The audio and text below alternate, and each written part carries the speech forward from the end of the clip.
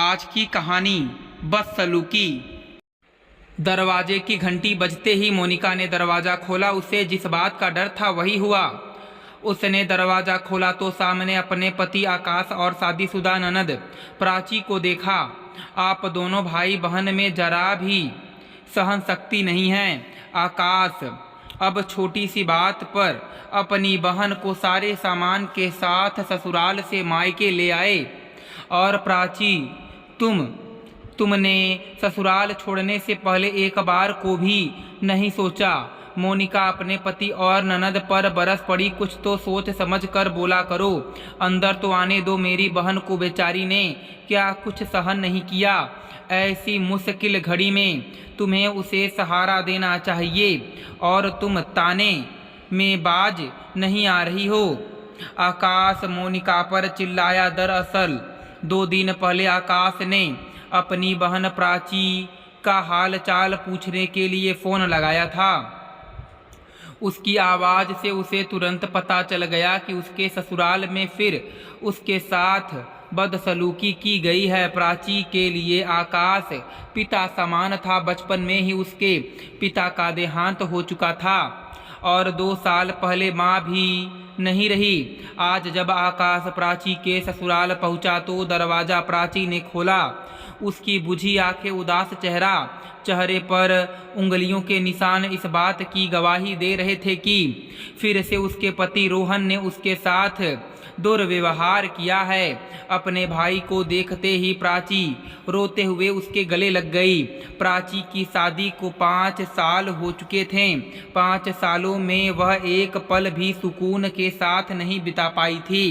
उसके पति को नशा करने की आदत थी।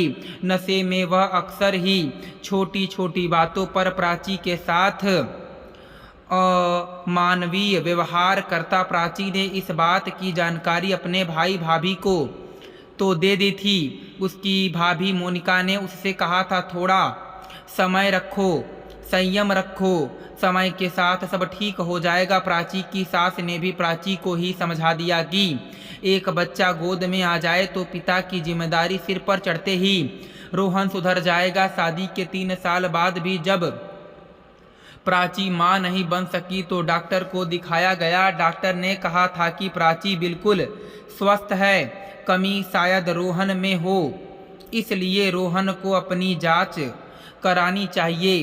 रोहन और उसकी मां जांच कराने को तैयार नहीं हुए। जांच में शायद रोहन की कमी उजागर हो जाए, इसलिए जांच कराने से डरते थे। तब से दोनों माँ बेटे बात बात पर उल्टा चोर कोतवाल को डांटे की कहावत अनुसार प्राची पर उन्हें वारिस ना देने के ताने कसते। रोहन, मुझे बच्चा नहीं चाहिए, मैं तुम्हारे प्यार के सहारे सारी उम्र बिता सकती हूँ। मैं तुम्हें टेस्ट करवाने को भी मजबूर नहीं करूँगी, बस तुम मेरे साथ बेरुखी ना दिखाओ। प्राची ने रोहन से यह तक कह दिया था। अब तो रोहन अपनी गलती छुपाने के लिए प्राची पर बात बात पर हाथ तक उठा देता।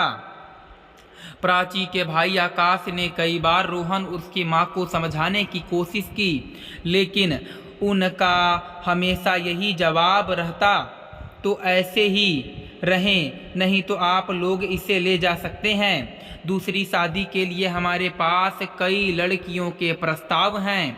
प्राची के लिए अब यह सब बर्दाश्त के बाहर था। इस बार जब आकाश प्राची के ससुराल आया तो वह उसके साथ हमेशा के लिए ससुराल छोड़ अपने मायके आ गई।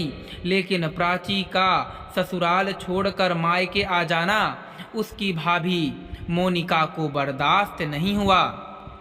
दूसरे दिन जब प्राची को घर के काम करते हुए आकाश ने देखा तो उसने मोनिका से पूछा, आज काम वाली नहीं आई है क्या? मैंने कामवाली को निकाल दिया है। घर में हम 5 लोग ही तो हैं, हम 3 और 2 बच्चे। 5 लोगों का काम ही कितना रहता है। प्राची भी सारा दिन खाली तो बैठी रहती है। अरे कुछ तो दया माया दिखाओ, प्राची को संभालने का मौका तो दो। कितने दर्द से गुजर रही होगी। मेरी बहन, इस बात का कुछ अंदाजा भी है तुम्हें? बड़ी भाभी माँ समान होती है। इस वक्त तुम्हें उसे प्यार और अपनापन देना चाहिए, पर तुमने तो उसे नौकरानी बना दिया।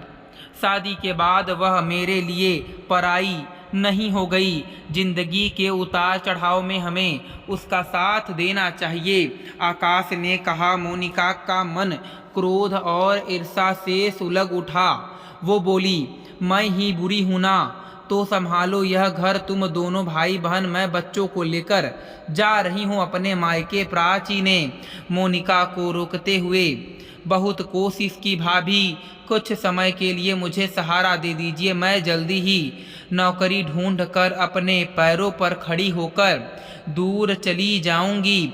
फिर आप लोगों को परेशान नहीं करूंगी।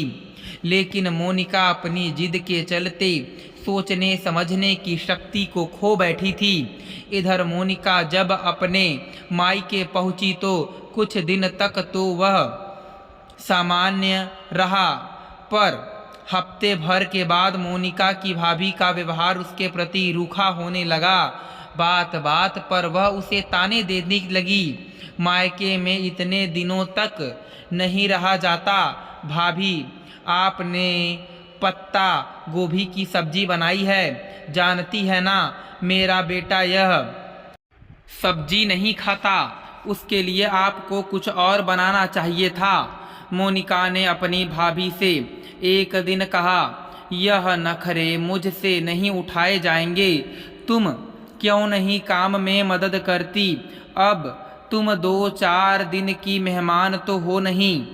मायके में रहना है तो हाथ पैर तो चलाने ही पड़ेंगे।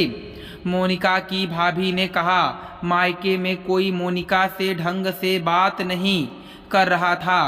आकाश अपनी पत्नी के गलत व्यवहार को बढ़ावा नहीं देना चाहता था, इसलिए उसने मोनिका से कोई संपर्क नहीं किया। एक दिन मोनिका ने अपनी भाभी को अपने भैया से बात करते हुए सुना। वह कह रही थी कि मोनिका कब तक यहाँ बैठी रहेगी?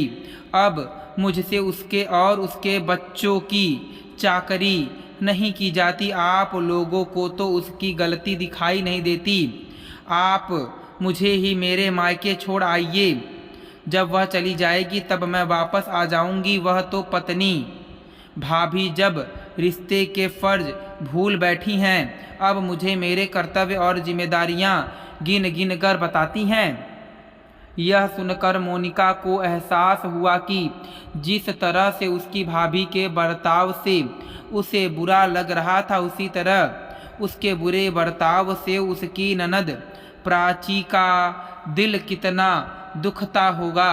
उसे अपनी गलती का एहसास हो चुका था। वो अपने बुरे व्यवहार पर शर्मिंदा थी। अगले दिन वो अपना सामान लेकर अपने घर जाने के लिए निकल पड़ी। घर पहुंची तो दरवाज़ा खुला था। उसने आगे बढ़कर देखा तो प्राची भारी मन से अपना सामान सूटकेस में पैक कर रही थी और आकाश भरी आंखों से खिड़की के बाहर देख रहा था। मोनिका आत्मग्लानि से भर गई। भैया, भैया, भाभी आ गईं।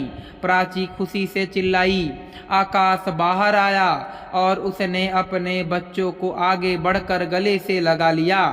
मोनिका ने आकाश से आंखों ही आंखों में माफ़ी मांगी। कहाँ जा रही हो प्राची? मोनिका ने पूछा।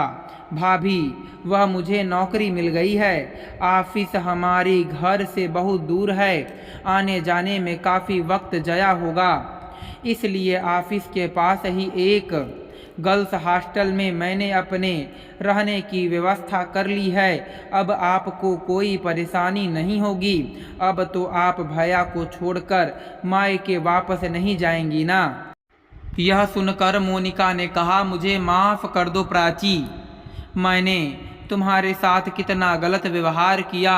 मुश्किल समय में भी तुम्हें अकेला कर दिया। कोई अपना जब मुश्किल घड़ी में हमारा साथ छोड़ दे तो कैसा लगता है, मैं समझ चुकी हूँ। तुम्हें कहीं जाने की ज़रूरत नहीं है। प्राची, अब तुम अपने परिवार के साथ इसी घर में रहोगी, वह भी पूरे सम्मान के साथ।